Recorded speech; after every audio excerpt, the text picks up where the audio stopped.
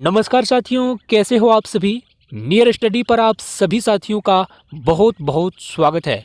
साथियों, Bihar DElEd entrance exam 2025 के दृष्टि से आज का ये क्लास आप सभी के लिए वरदान साबित होने जा रहा है, क्योंकि इस क्लास में हम आप सभी को बिहार डीएलएड एंट्रेंस एग्ज़ाम 2025 की तैयारी की दृष्टि से ऐसे प्रश्नों को बताने जा रहे हैं जो कि आपके डीएलएड एंट्रेंस एग्ज़ाम 2025 में हूबहू छपेगा। और समझ सकते हैं कि इस वीडियो में जो प्रश्न हम लेकर के आए हैं ये उसी तर्ज पर बनाया गया है, बिल्कुल आपके सिलेबस के तर्ज पर उठाया गया ये प्रश्न है। अगर आप इस वीडियो को पूरा देख लेते हैं तो आपके डीएलएड एंट्रेंस एग्जाम में आने वाले 2 से 3 प्रश्न मात्र इस 4 से 5 मिनट के वीडियो से कवर हो जाएगा।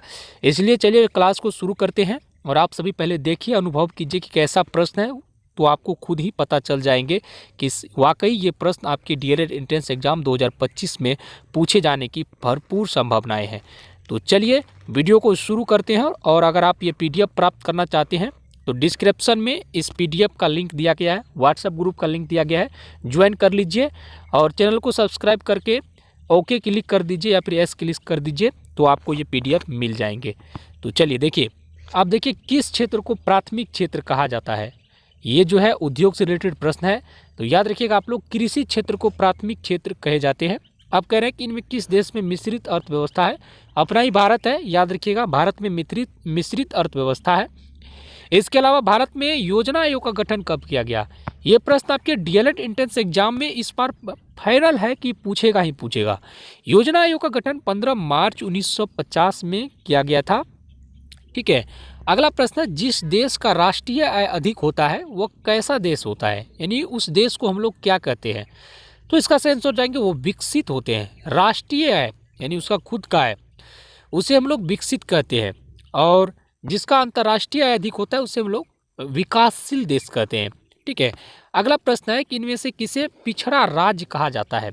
पिछड़ा राज्य अपना बिहार को कहा जाता है, याद रखिएगा। अगला प्रश्न है, कौन सा विनिमय का सर्वोत्तम माध्यम है।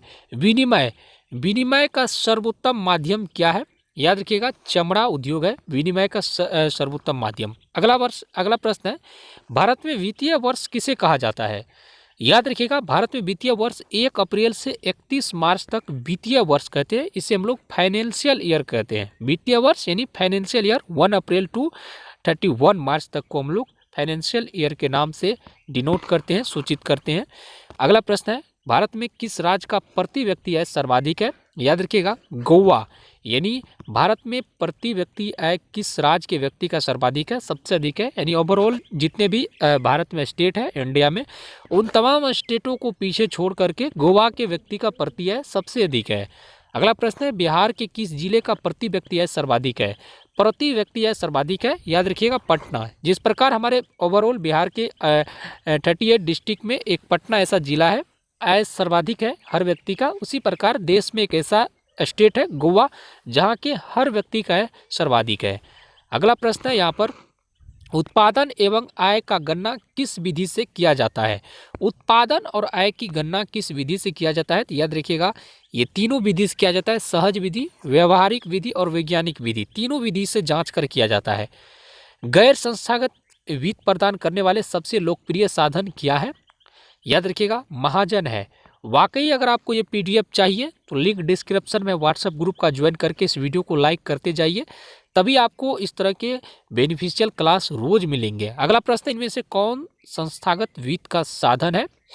तो याद रखिएगा इसका सेंस हो जाएंगे व्यावसायिक बैंक। भारत का केंद्रीय बैंक कौन है, बहुत इंपॉर्टेंट प्रश्न है। भारत का केंद्रीय बैंक कौन है, याद रखिएगा रिजर्व बैंक ऑफ इंडिया। ठीक है, भारत का केंद्रीय बैंक कौन है, तो याद रखिएगा आप लोग रिजर्व।